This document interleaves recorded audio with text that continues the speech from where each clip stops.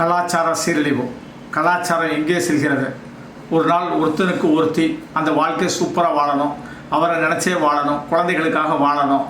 அந்த காலத்தில் ஒரு குடிகார புருஷன் வந்தால் கூட அவன் எவ்வளோ அடி வாங்கினாலும் அந்த மனைவி என்ன செய்வா, அவனுக்கு மறுநாள் நல்ல மட்டன் குழம்பு வச்சு கொடுப்பான். அதே மாதிரி தன்னுடைய மனைவிக்கு ஒரு உடல்நல சரியில்லைனாலும் அந்த மனைவியோடு அற்புதமாக காலம் தள்ளி அற்புதமாக 30 வருஷம் 35 வருஷம் நாங்கள் சூப்பராக வாழ்ந்தோம், எங்கள் வாழ்க்கை அப்படிப்பட்ட வாழ்க்கை அப்படின்னு அந்த இளைய தலைமுறைக்கு சொல்லுவாங்க.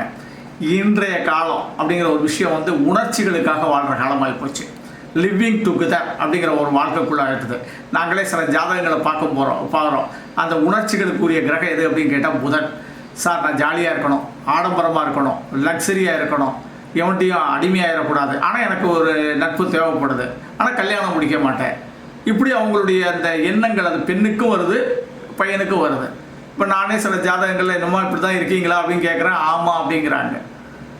ஒருத்தர் நான் இப்படி தான் இருப்பேன் அப்படின்னு அவங்க சொல்கிறாங்க. அவங்களுடைய குடும்பத்தை பார்த்திங்கன்னா பாரம்பரியம் உள்ள குடும்பமாக இருக்குது. அவங்க சொல்கிறாங்க, இந்த ஒரு பொண்ணு தான் இப்படி பேசுகிறா, ஐயா நான் என்னையா செய்கிறேன் அப்படின்னு கேட்குறாங்க.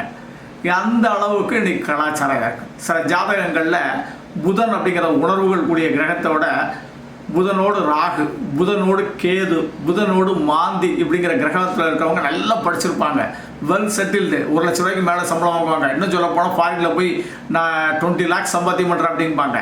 ஆனால் என்னுடைய வாழ்க்கை நான் ஒருத்தரை பிடிக்குதா, அவங்க கூட நான் குறிப்பிட்ட காலகட்டம் வாழ்வேன், குழந்தை கூட பெற்றுக்கிட மாட்டேன் அப்படிங்கிற வாழ்க்கையை இப்போ நிறைய பேர் என்ன செஞ்சுக்கிட்டு இருக்கிறாங்க. அந்த கலாச்சாரம் சென்னையில் அதிகமாக இல்லாத அந்த கலாச்சாரம் நம்ம சென்னைக்குள்ளே அதிகமாக இப்பொழுது லிவிங் டுகெதர் வாழ்க்கை. அந்த லிவிங் டுகெதர் வாழ்க்கை ஒரு காலகட்டம் முடிஞ்ச உடனே அவங்களுக்குள்ள அந்த நட்புகள் குறையுது. அதுக்கப்புறம் என்ன செய்கிறது அப்படிங்கிற ஒரு விஷயம் வருது.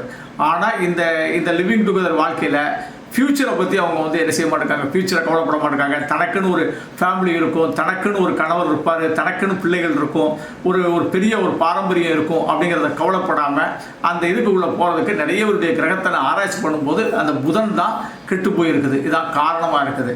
இன்னும் நிறைய இந்த மாதிரி விஷயங்களோடு சந்திப்போம். நன்றி. தெய்வீக மாரிமுத்து 98 42 52 16 69.